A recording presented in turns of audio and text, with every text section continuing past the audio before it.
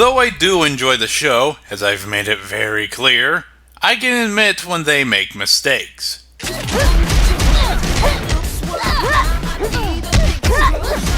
Now, don't get me wrong, Yang vs. Tifa is a fun battle. It's cool they got the voice actor of Yang to play her, and Tifa makes sense since she is the most popular opponent for Yang, even to this day. But this is where my praise ends. Not only is the research in this episode outdated with all the new feats and weapons Yang's gotten over the years, but it came out way too early for Yang to be used. Heck, for any Ruby character to be used. This battle was released before Volume 3 of Ruby even began. Back then, Yang's best feats were smashing the Paladin in one strike and defeating a group of thugs.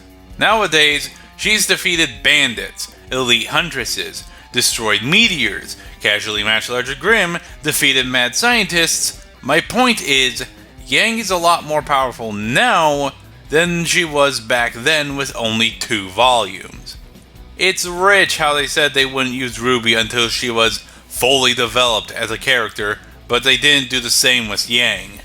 Heck, they waited a lot longer to use Weiss, so why not just wait a little bit longer to use Yang? And even then, Tifa should have won in hindsight. She's able to hold her own against beings that make anything Ruby has shown thus far look like child's play, and they completely left out how aura works. Yang's power may keep increasing every time she's struck, but her aura also depletes the more times it is struck. If her aura depletes entirely, she is no more invulnerable than a normal person, something Tifa doesn't need to worry about as, despite being called a glass cannon, she is nowhere near as squishy as Yang is without her aura. It was undoubtedly the start of Death Battle having a true bias towards certain combatants, and the show suffered from this ever since. This is why, when it comes to the debates I tackle, I never say I settle the debates once and for all, because I am always bound to get something wrong at some point, and every versus show out there is not free of this problem. But with Death Battle, anyone who disagrees with them, they'll rebuke, ignore, or pretend they don't exist. As well, while Tifa is a popular opponent for her, she may not have been the best choice of opponent for Yang, or at least at the time. Agent Tex, Arden, Ayane, Genosa Arma, Leone, and Sakura were honestly better opponents for Yang at the time than Tifa was. Not to mention, Tifa's voice acting sounds off at times, like it was recorded with lower quality microphones compared to what Yang's voice actor had. Warm-up's over. Does this mean no sunrise? I would have honestly put this even further down the list, but in all honesty, there were a lot more episodes I found to be worse than this one. In the end, this will be the final time I go to see this fantasy. Also, why didn't they use Tifa's more iconic outfit? I know it may seem like a minor gripe, but it's like having Wolverine in a fight and having him wear the costume from the X-Men movies as opposed to the iconic yellow one. Why? Nailed it.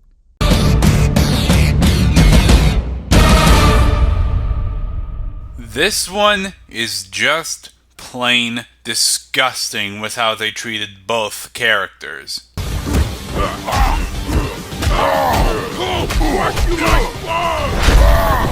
What can I say about this fight that others haven't? They grossly downplayed the Hulk to make him look far weaker than he actually is, and they disgustingly overplayed Doomsday to make him look far stronger than he actually was. I'm sorry, but World Breaker Hulk did not lose to Sentry. It was World War Hulk, or Green Scar as they'd go on to call him, that fought Sentry to a standstill. And remember, the Sentry is basically the most broken character in Marvel history. He is basically their version of Dr. Manhattan. It's even worse because they happily ignored a lot of feats and information or grossly misunderstood or used feats out of context. In the New 52, for example, Doomsday was only able to punch his way out of the Phantom Zone because someone else was weakening it for him. Not as impressive as Hulk destroying an entire dimension just through him fighting, now is it? As well, Doomsday's immunities after his resurrections aren't a universal thing. Doomsday has been killed the same way twice in the past, and while it's difficult, it's nothing the Hulk hasn't dealt with before. In the World War Hulk storyline, Hulk once fought the X-Man called Darwin, a mutant whose power is instantaneous adaptation and reactive evolution to any situation he finds himself in. You know, basically what Doomsday does. During their fight, Darwin's powers determined the best way to confront the Hulk was to not confront the Hulk, and was promptly teleported out of the fight and away from Hulk's destructive path. A being with adaptive powers with no known upper limit that could arguably be comparable to Doomsday's could not hope to match the Hulk. You'll happily look for information on if Raiden can cut through adamantium, but you won't look for information on if Hulk can overpower Doomsday's adaptations. And even then, it just gets a lot of information wrong. How on earth did they confuse World War Hulk with World Breaker Hulk? How can they say light speed is a rarity in Marvel when it's clearly not? How can they say Doomsday is light speed when he never actually tags someone going light speed with his bare hands? They'll ignore how bloody obvious World War Hulk tied with Sentry, but will ignore how obvious it was that Doomsday died before Superman sort of did.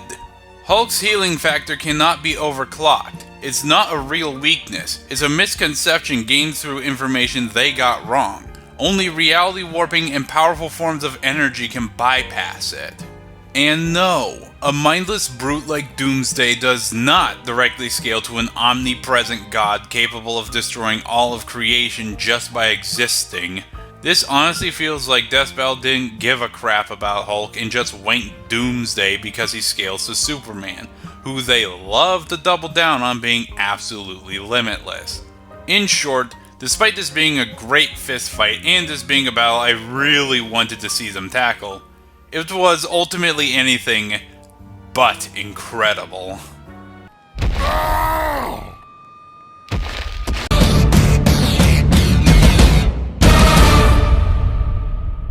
Despite being something that should have happened back in Season 1, this battle was already ruined from the get-go.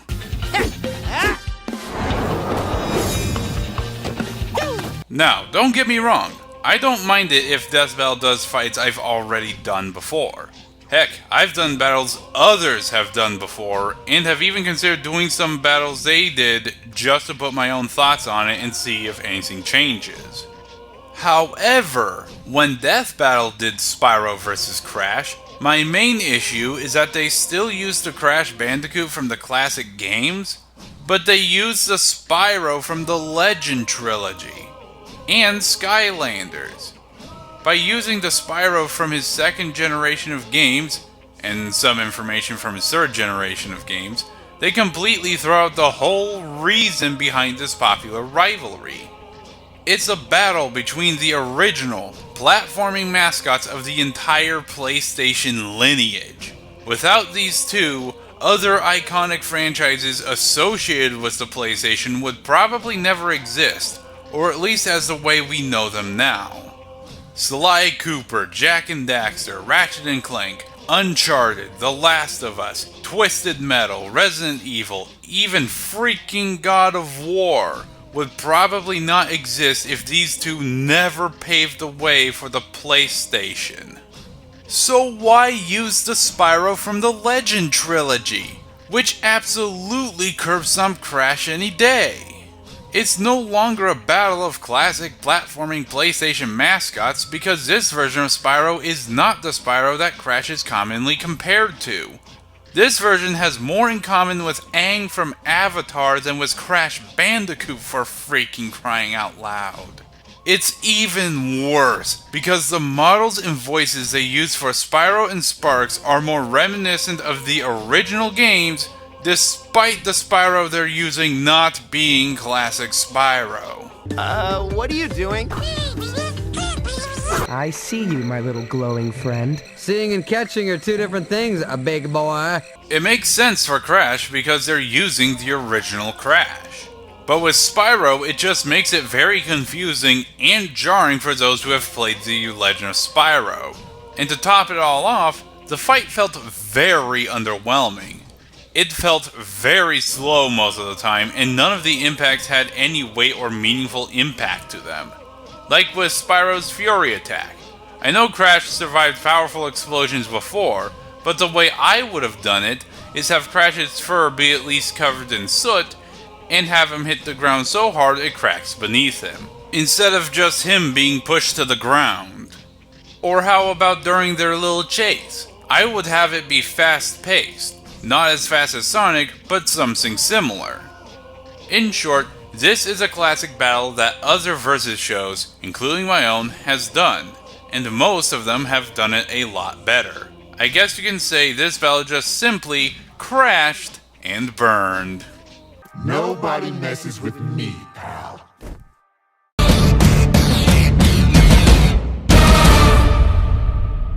This was always the battle I wanted to see. This was my Batman vs. Spider-Man, Goku vs. Superman, and Mario vs. Sonic. I even had it planned for Season 1 of Fan War long before the fight I ended up doing instead. But as time went by, I found myself less enamored with this episode more and more.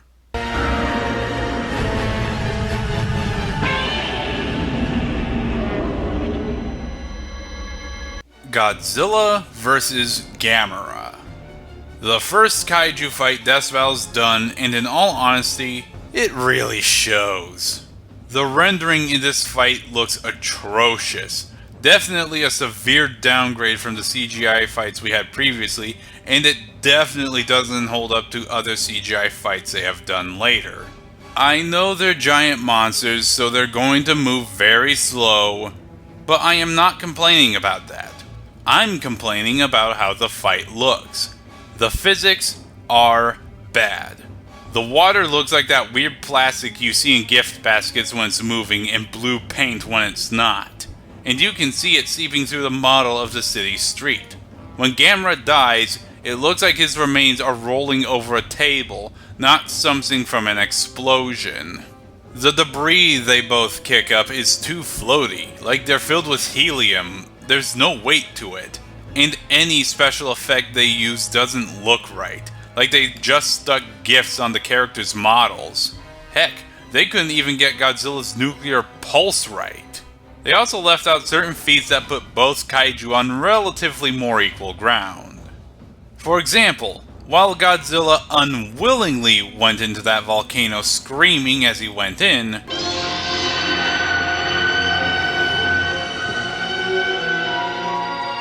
Gamera willfully crawled into a volcano twice and came out unharmed. Does that change the outcome? Doubt it, but still. But the part that gets to me is the Godzilla model they use. It almost always has a dead stare on it, and the proportions on it are awkward as hell, like it was made to be a very scary Muppet. There are points where the models are also completely static, like they've turned into stone, and it just looks even weirder. In short, despite them giving their best effort, with bad rendering, bad special effects, and bad models that looked more like evil Sesame Street characters, their first giant monster battle just ultimately came up a little short.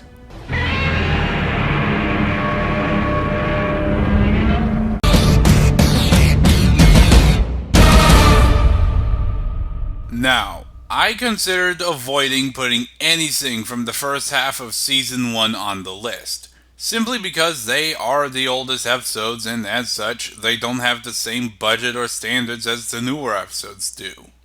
However, I think it needs to be said. Let's just get the most glaringly obvious problem out of the way. The episode aged like spoiled dairy. I know it's a joke episode, but I really doubt Justin Bieber and especially Rebecca Black have the same presence and relevance now as they did back when this was released. And if not now, then it's for certain no one will remember who these two were in the next 10 to 20 years, thus making this episode incredibly dated. But what really makes this the worst episode for me is that it's probably the most tasteless and mean-spirited episode Death Battle has ever done. They are constantly making fun of and belittling these two throughout the episode, up to the point of making them seem a lot worse as a person than they actually are. Why would anyone want more than one of this musical abomination roaming this planet? And I know it's a joke episode, but with something like Smokey vs. McGruff or Chuck Norris vs. Segata, they were making fun of fictitious personas of real-life people and organizations. These are not fictitious personas. These are actual people they are making fun of. And I know it's common to make Justin Bieber jokes and maybe Rebecca Black jokes if we're stretching it, but it's just not funny here. It's the same repetitive joke over and over again. These two are bad singers who get more praise than they deserve.